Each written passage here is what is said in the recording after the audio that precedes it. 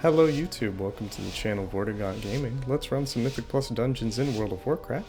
Today we are going to be running a Halls of Infusion, level 4, as an Arcane Mage. The weekly affixes are Fortified, Entangling, and Bolstering. I will be doing my best to give an overtalk of the dungeon run. If you're into that kind of content, feel free to like the video and subscribe to the channel.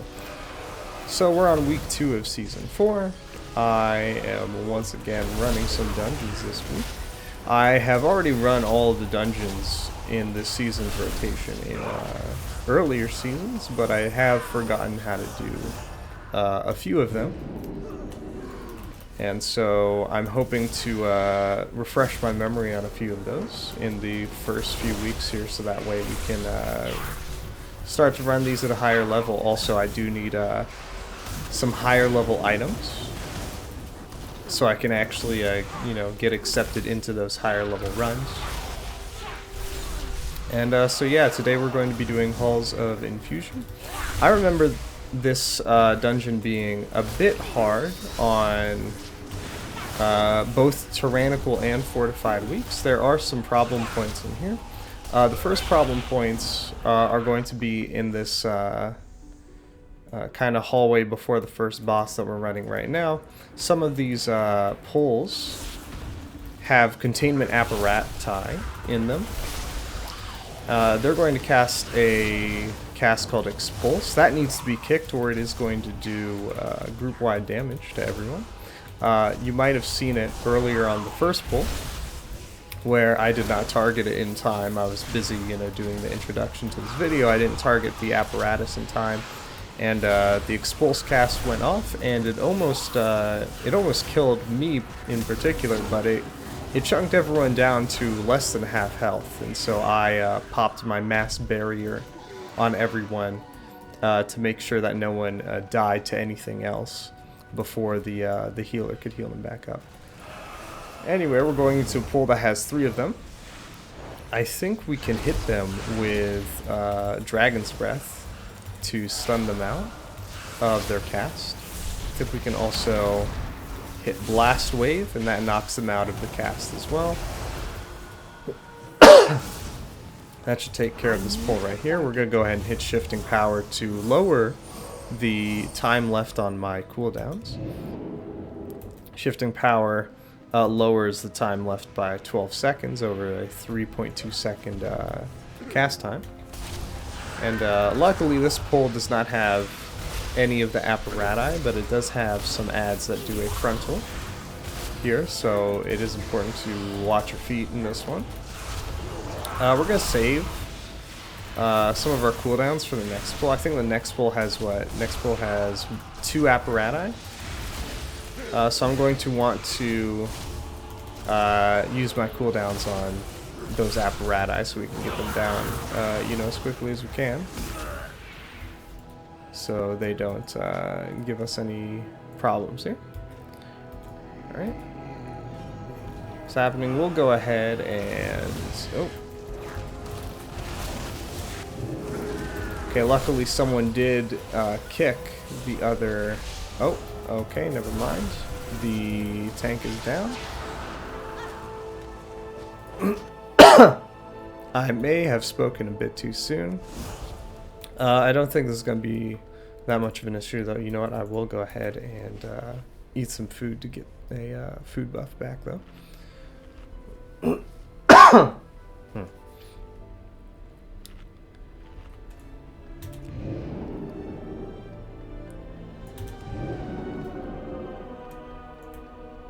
And, oh, the pull is still going. This is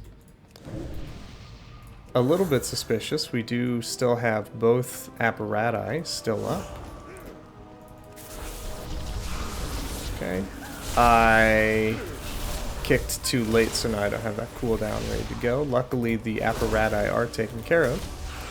And so I think this may have saved a little bit of time, since had the rogue wiped there, this pack would have reset. We would have had to run back, and all the damage that we did before everyone died, we would have to do again, since they would heal back up to full. So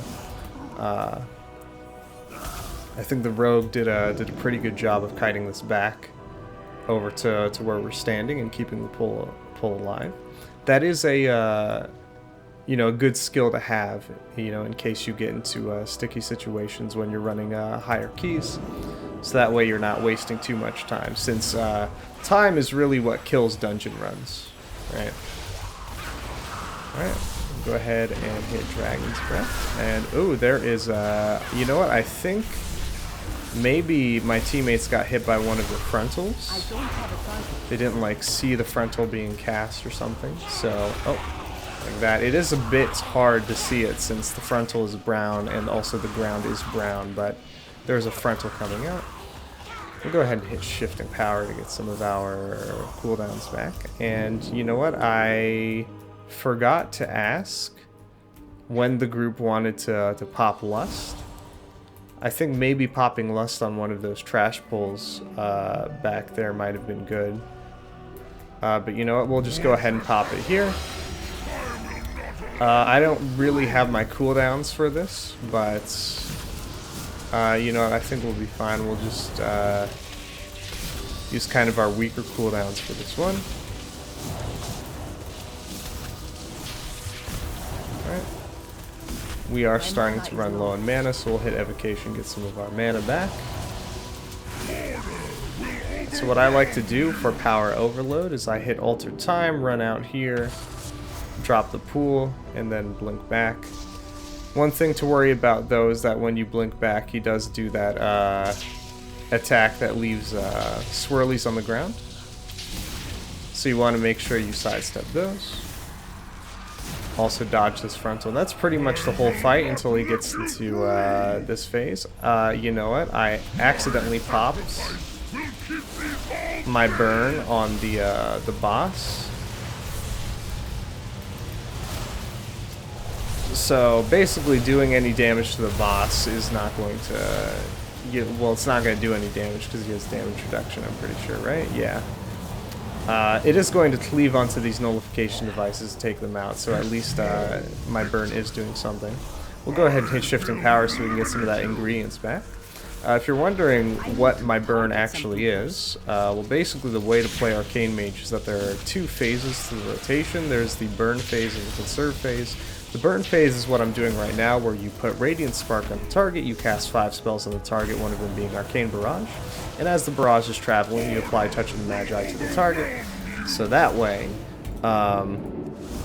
the barrage damage is buffed by both Touch of the Magi and Radiant Spark. The idea is that Radiant Spark and Touch of the Magi both give you burn windows to do as much damage as you can to the target. And then once Touch of the Magi drops off the target, you go into the conserve phase, which is basically just use your spells in such a way that you have enough mana for the next burn phase. It looks like we have Power Overload on ourselves. I'm not using Alter Time since we still have like 20 seconds left on cooldown, but it's not going to matter since the boss is going to go down.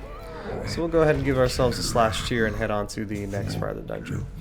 So like I was saying with the rotation, there are two phases. There's the burn phase and the conserve phase.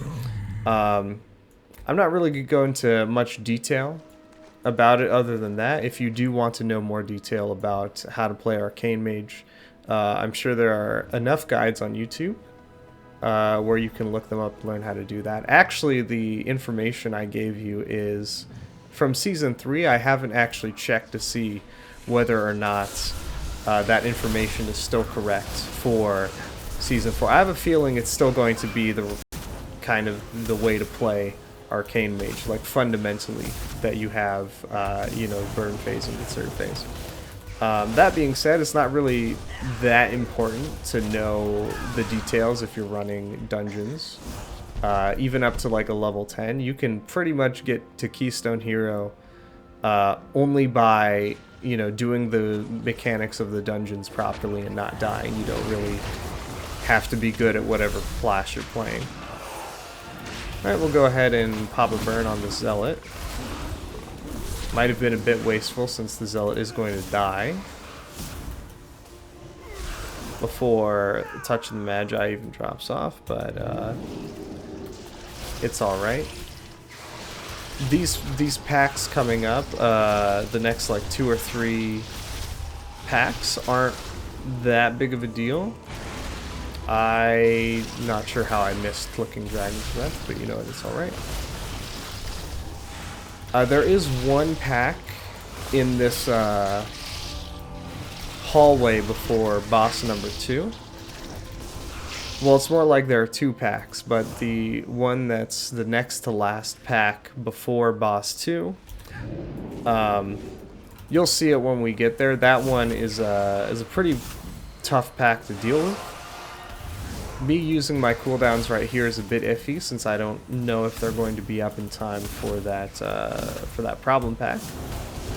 I'm hoping that I have Arcane Surge, or I hope I have my cooldowns up in time so I can use Arcane Surge on that pack.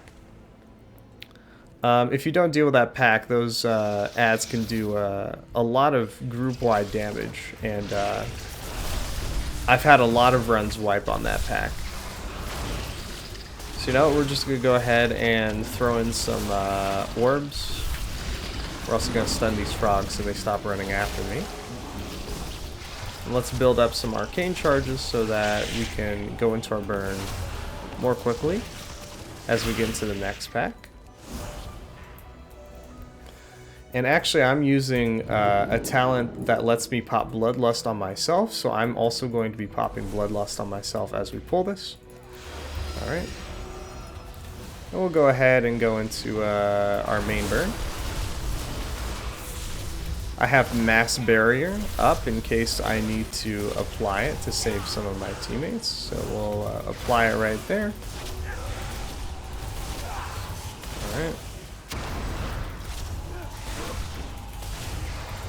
We'll go ahead and hit Shifting Power to get some of our cooldowns back.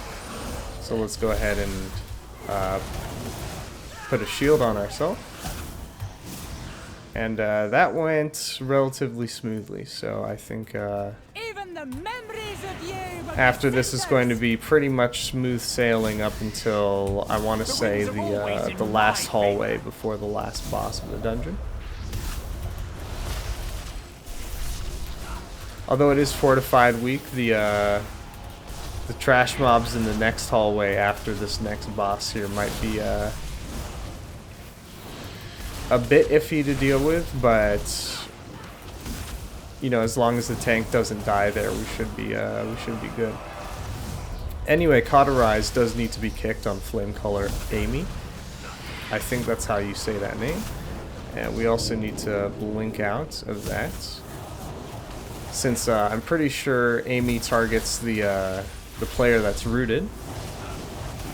And so if you don't blink out of it, you get hit by the fire swirly, and I'm pretty sure that's a one-shot at a high enough dungeon level.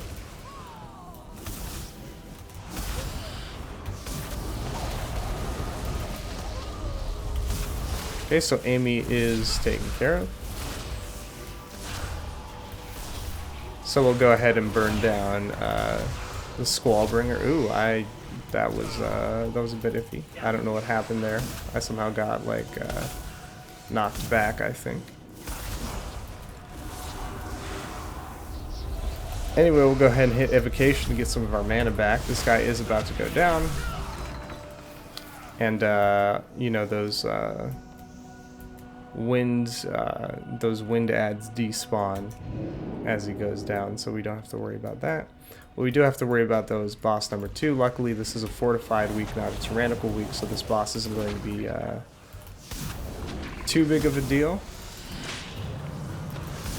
The AoE damage from a lot of its attacks, though, can be a bit overwhelming on higher levels, though. Alright, we'll go ahead and do a burn. Someone needs to be eaten by the Gulp mechanic. Luckily, someone was. I was running this the other week, and I don't think the players in my group knew that they needed to be eaten by the Gulp mechanic. Either that, or they were seeking to earn the achievement. I actually earned the achievement for this boss during a mythic dungeon run. It's something to do with allowing or letting the boss reach a certain number of stacks by not getting eaten by the Gulp mechanic.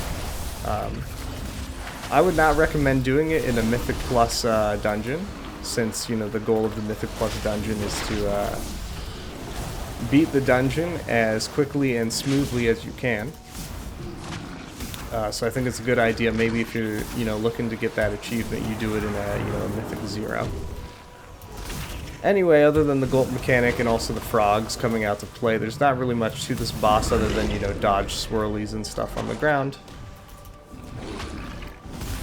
And then when the frogs come out, let's go ahead and stand in the DK's bubble, so we get some damage reduction. Then when the frogs come out, go ahead and do some AoE burns. And then get this guy down to 0, like how we just did. Give yourself a slash cheer and head on to the next part of the dungeon.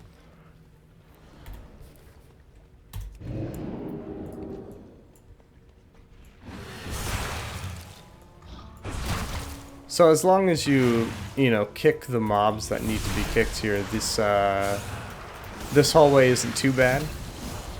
I think it's the Earth Speaker that does like a... That is a cast that's kickable. Maybe it's not in this pack, maybe it's in the next one. Oh, you know what? I think it's the Ice Caller with Refreshing Tides. Yeah, I maybe didn't need to use my big cooldowns on this pack, since this is only like a three trash pack, right? I think the next pack is gonna have way more trash in it. Oh, never mind, it's another pack of 3. So you know what, we'll go ahead and do a burn here. Oh, okay. And the tank pulled the next pack over. Go ahead and... I think the Dragon's Breath was a bit premature. I was hoping to stun someone out of something with that, but it looks like everyone was already stunned, so it didn't really do anything. Alright.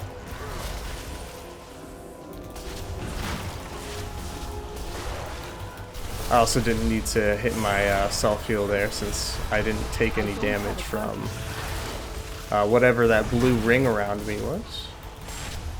And... was that the rogue that died?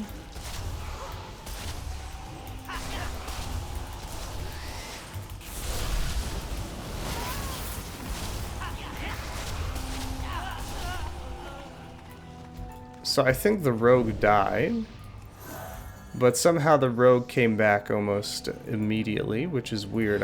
I could have sworn that the graveyard for this dungeon is all the way back at the beginning of the dungeon, so I might go back in the VOD and look at that and see what happened. But you know what, it's not a big deal right now. What is a big deal is that our tank is dead, so we're gonna have to do some maneuvering here. Oh, okay. This is got a big dragon running after us. Spitting breath.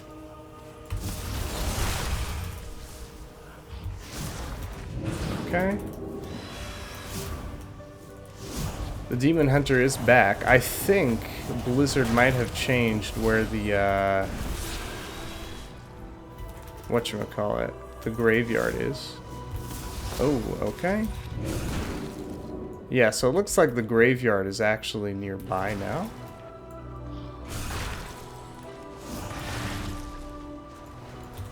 Also, our Demon Hunter is back to pull these ads off me and start tanking again. So we're going to go ahead and settle back in here.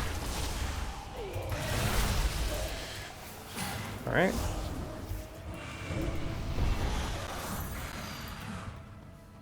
That might not have been the cleanest pull, but kiting does come in handy. So... and the nice thing is that it's a pretty big hallway, and I'm also using a whatchamacallit. I'm using a talent which allows me to well, when I cast a barrage on someone, ooh, I do need to sidestep that. when I cast Barrage on someone, it slows them down if they're like a, you know, low-level mob. And it also speeds me up. Alright, so we'll go ahead and hide behind this iceberg here. Alright.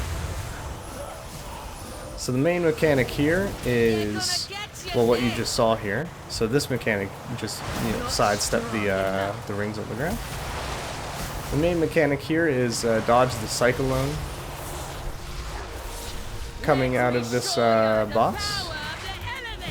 And then after that, she's going to do Hailstorm, so we want to stand behind an iceberg that is not cracked. You see over to the right over there, we have an iceberg that's cracked. And the idea is that when the Hailstorm hits that iceberg, it's going to send out arrowheads in all directions. And also in a ring around the iceberg, it's going to do some damage. Looks like the DK is down, so we are losing a little bit of DPS, but this shouldn't be too big of a deal. We'll just go ahead and hit Evocation to get some of our mana back. And then once she does Hailstorm, we'll go ahead and hide behind this iceberg. It is important when she does, Frost Cyclone, that you are not standing in the line of fire. Where there's like an unbroken iceberg. Since the Frost Cyclone will also damage the icebergs, and that will crack them, so you won't, you can't use them for the next Hailstorm. Oh, Frost Cyclone's out. We'll go ahead and blink out of the way of that. And it looks like this is going to about do it for this boss here.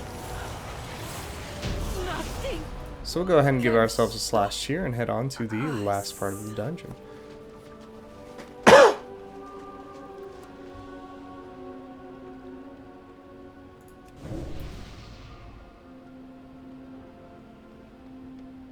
DK is getting rezzed, so we are lacking a healer, at least for now. And I am out looking the ad at the end of this hallway to be a bit of an issue to deal with. I forgot her name. You know, I'll remember it when we get there. We won't worry about that right now. What we will worry about is this big pole right here. We've got a lot of trash being pulled right now. And at the same time, we also need to sidestep those whirlpools that are coming from upstream. So it is a good idea to have your camera arrowed toward the end of the hallway over there.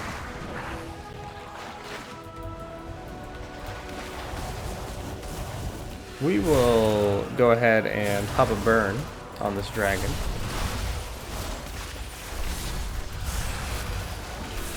So we have a little less than 11 minutes left in this pool, or in this dungeon, I should say.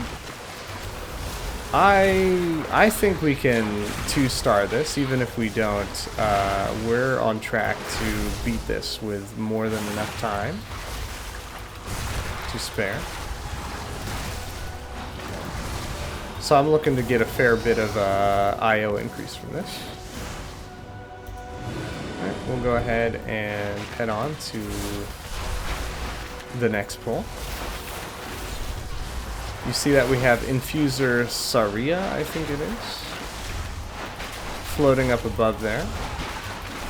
She has some attacks and spells that she casts, which are not great to deal with. Also, I should be maybe setting a focus on one of these ads so I can pick it.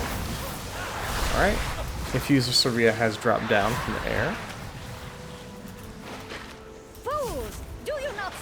So we'll go ahead and Inundate this is her big AoE spell. That does AoE damage to everyone.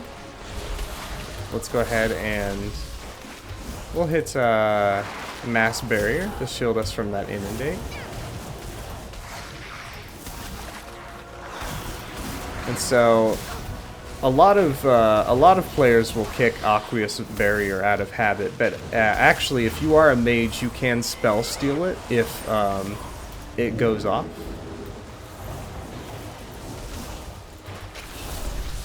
So, you know, if you're ever in a dungeon run where they don't kick Aqueous Barrier for some reason, it's not that big of a deal. You have ways of dealing with it.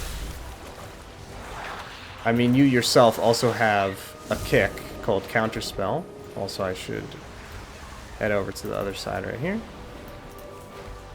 Okay. One thing you do need to watch out for in this hallway is that these pillars right here do block line of sight. And so you may have seen that, you know, in that fight right now against Saria, you know, I was having trouble casting my spells on her, and that's from the that pillar being in the way. Anyway, let's go ahead and go on to the last boss of the dungeon. We'll go ahead and pop a burn on this guy real quick.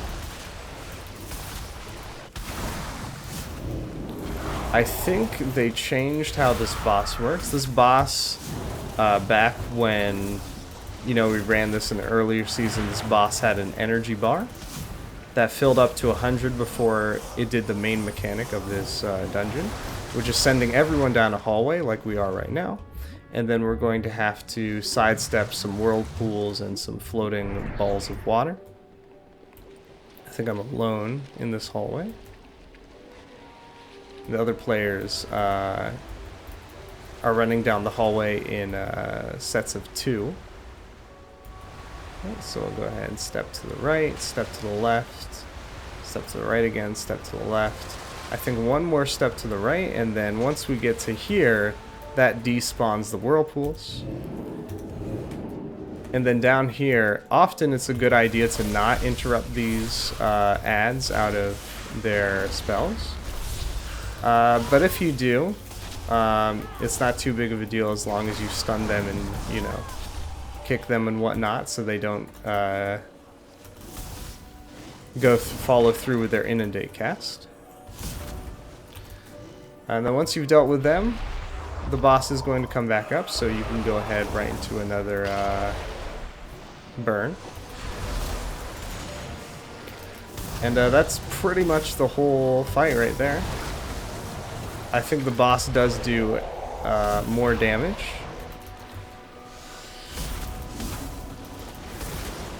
Every time you do the, you know, you do the hallway running. And, ooh, is our tank gonna die? I'll go ahead and cast Mass Barrier so that our tank gets a little bit of a barrier. Okay, we'll go ahead and go into a burn. Hopefully we can get the boss down before he does another hallway phase. I think this is going to about do it actually here. And that's going to about do it for Halls of Infusion level 4. We'll go ahead and give ourselves a slash cheer. Thank everyone for a relatively clean run and even congratulate them on beating the dungeon on time.